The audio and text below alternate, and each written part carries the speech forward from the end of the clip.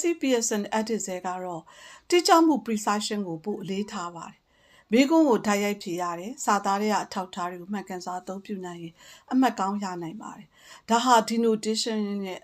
အဓိပ္ပာယ်နဲ့သွားဆက်ပါတယ်။ denotation ဆိုတာမူရင်းအဓိပ္ပာယ်တိုင်း dictionary မှာပါဝင်တဲ့မူရင်းအဓိပ္ပာယ်တိုင်းဘာသာပြန်ဆိုခြင်းဖြစ်ပါတယ်။တစ်ဖက်မှာတော့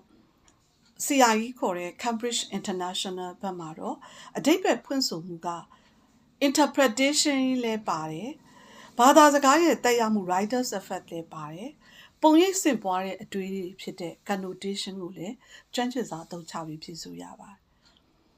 စာရေးသူကဘာကြောင့်ဒီစာလုံးကိုရွေးသုံးရတာလဲ။ဒီပုံရိပ်ကဘာခန်းစားချက်ကိုပေးတယ်လဲဆိုတာကိုခွဲခြားစိတ်ဖြာနိုင်ဖို့လိုအပ်ပါတယ် CIE မှာတော့လေ။ဒါကြောင့်ကျမတို့အတွက်တော့ literal translation က edit ဆဲရဲ့ချိကပ်ပုံလိုပဲခက်ဆင်ဆင်တူတယ်။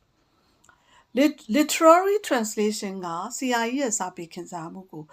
ဦးစားပေးတဲ့ချက်ကပ်ပုံနဲ့ပိုနီးစပ်တယ်လို့ခံစားရပါတယ်။ဒီတစ်ခါမှာနားထောင်နေသူကပြန်ပေးနိုင်ပါတယ်။ဒါဆိုရင်ဘာသာပြန်တဲ့ပုံနဲ့စာမွဲစစ်တဲ့ပုံနှစ်ခုစလုံးကတူညီနေလို့ဒီစာမှာရေးထားတာလားလို့မေးလာစရာပါ။စာမွဲပုံစံနဲ့ဘာသာပြန်နေတာမတူညီတဲ့အရာတွေပါ။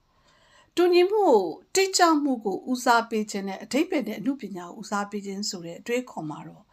နှိုင်းယှဉ်ကြည့်လို့ရပါတယ်။ကြပြတစ်ပုဒ်ကိုဘာသာပြန်တဲ့အခါဒီစာလုံးကို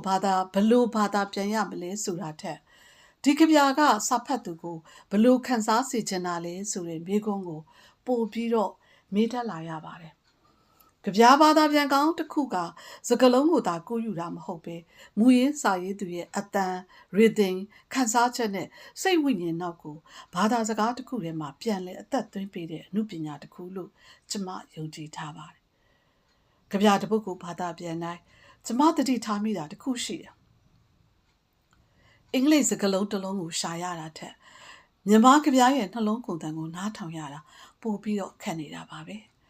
စကားလုံးတွေကိုတော့အဘိဓမ္မာလွယ်လွယ်ကူကူရှာတွေ့နိုင်ပါတယ်။ကြပြရဲ့အသက်ကိုတော့ခန်းစားချက်နဲ့ပဲရှာဖွေတွေ့ရှိနိုင်မှာပါ။ဒါကြောင့်ဘာသာပြန်ခြင်းဆိုတာ